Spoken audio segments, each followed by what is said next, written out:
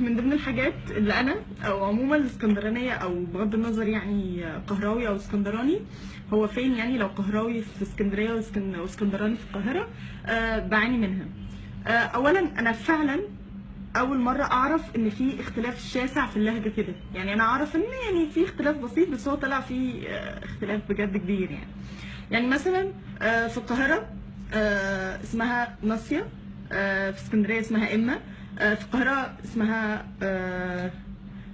اسمه يوم الاربع مش عارفه بنطقها كده صح ولا لا، بس اسمها يوم الاربع. في اسكندريه اسمها يوم الاربع، مع اختلاف طبعا يعني برضو اللهجه شويه. في القاهره عندهم اسمها استيكه، عندنا في اسكندريه اسمها جومه. طبعا احنا عندنا في اسكندريه طلعت ونزلت وفهمت وعرفت وضحكت، يعني بنفتح كل حاجه. في القاهره طلعت ونزلت ودخلت وضحكت وفهمت والحاجات دي يعني. طبعا احنا عندنا ايو احي، يعني دي معروفه بيها. طبعا القاهره ما عندهمش المعنى الحرفي لايو احي يعني. عندنا كان في حاجه عندنا اسمها سندال، في اسكندريه اسمها سندال اللي هو حد جامد يعني. في القاهره شبح. كانت حرف الواو، اسكندرانيه بيقولوا حرف الواو، القهراويه بيقولوا حرف الواو. حرف الري او الراء، حرف الري مش عارفه، هو حد فيهم بيقول حرف الراء وحد فينا يعني بيقول حرف الري.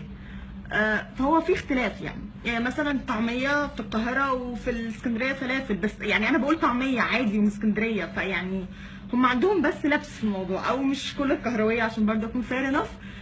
والله صدقوني الاسكندرانيه ما لهمش اي علاقه يعني ان هم يبقوا فلاحين او لا، يعني تمام، عشان بس في ناس مختلط عنده الامر شويه. يعني مش معنى انه اسكندراني يبقى هو فلاح، لا والله، يعني انت عندك مشكله بقى في الديفينيشن ده، لان والله عادي يعني سبحان الله اسكندريه فيها عربيات وفيها ناس بتمشي وتلبس عادي جدا شبه البني ادمين اللي في القاهره عادي يعني. فهي فعلا حرفيا ملهاش اي علاقه بالفعل، تمام.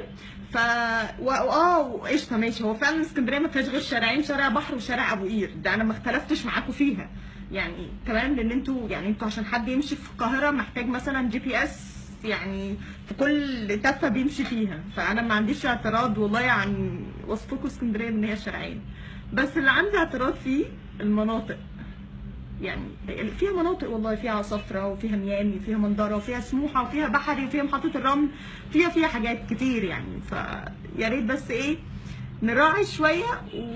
وتاني ملاش أي علاقة بالفلاح، إن حد يكون من اسكندرية ملوش علاقة إنه فلاح ولا لأ، عشان إحنا لو دورنا في أصلنا كلنا هنلاقي في عرق كده فلاحي كده. فيا ريت بس ما نفضحش بعض، او مش فاهمه ايه الفكره اصلا يعني. في لما الواحد يكون فلاح والله بجد، يعني انا مش عارفه ايه الفكره يعني. عادي والله، يعني مثلا لو بصيت كل واحد فينا بص لجد جده مثلا هيلاقي فيه عرق فلاح عادي جدا والله. يعني تعرف الفلاح ده، هقول لك معلومه انت ما تعرفهاش، الفلاح ده بياكل وبيشرب زينا على فكره، وعادي وبيلبس، ما بينزلش عريان ولا اي حاجه، فاهمين؟